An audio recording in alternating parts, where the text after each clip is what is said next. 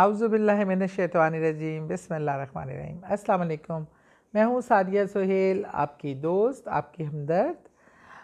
उम्मीद है कि आप सब खैर आफ़ियत से होंगे।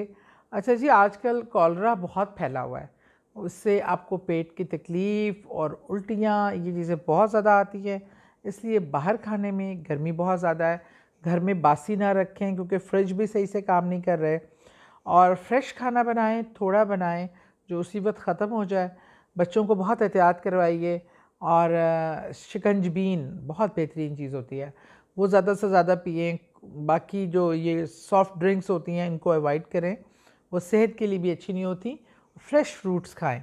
ये तो थी हेल्थ की टिप जो आजकल एक चल रही है वबा, उससे बचने का, क्योंकि ये भी एक सदका होता है शेयर करना, कोई अच्छी मालूमात और किसी को अच्छी बात बताना, अच्छा मशवरा देना, ये सदका भी होता है और ये इमानत भी होती है अल्लाह की आपके पास।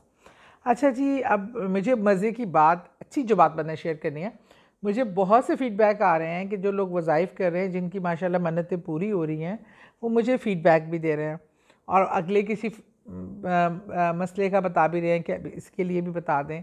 जब किसी की ख्वाहिश पूरी होती है, अल्लाह ताला दुआ कबूल फ़रमाता है। दुआ कबूल करने वाली ज़ात सिर्फ़ मेरे रब की है, हमारी कोई हैसियत नहीं।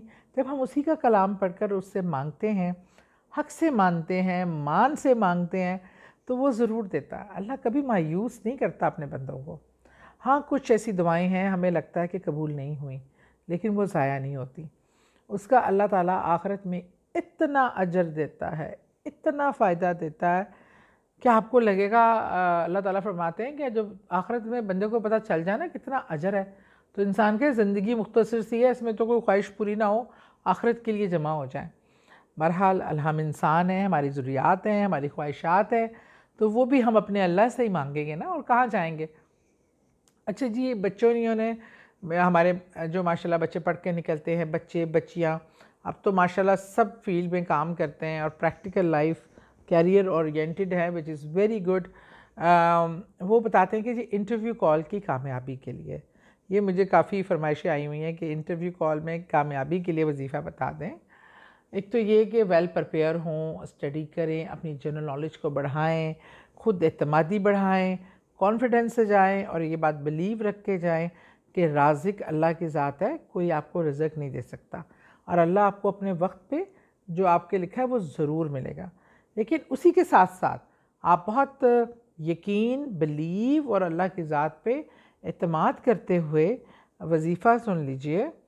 3 दिन आपने, जब भी आपका इंटरव्यू डेट है उससे 3 दिन पहले आपने 3 दिन वजीफ़ा करना है। अव्वलो आखिर दुरूद पाक पढ़कर आपने 313 बार आयतुल कुर्सी पढ़नी है। 313 बार आयतुल कुर्सी। आयतुल कुर्सी सबसे बड़ी कुर्सी मेरे अल्लाह की है, सबसे बड़ी शहनशाहत मेरे अल्लाह की है। वो सब हुकूमतों, सब पावर का मालिक है।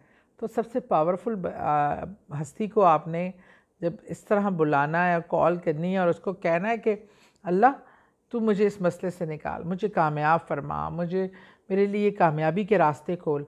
और आपने ये नियत करके 3 दिन ये वजीफ़ा करना है कि अल्लाह मुझे इस आने वाले, अगर इसमें मेरे लिए बेहतरी है, तरक्की है, आसानी है, खुशहाली है, तो इसको मेरे लिए बेहतरीन फरमा दे। देखिए, सम टाइम ये भी होता है, कोई इंटरव्यू में आप नाकाम हो गए, आप सोचते हैं क्या पता फ्यूचर में उसके लिए आपके लिए इतनी बेहतरी ना हो और बाद में आपको अल्लाह ने उससे बेहतर अपॉर्चुनिटी देनी हो। तो ये ज़रूर आप जो है आप करके देखिएगा।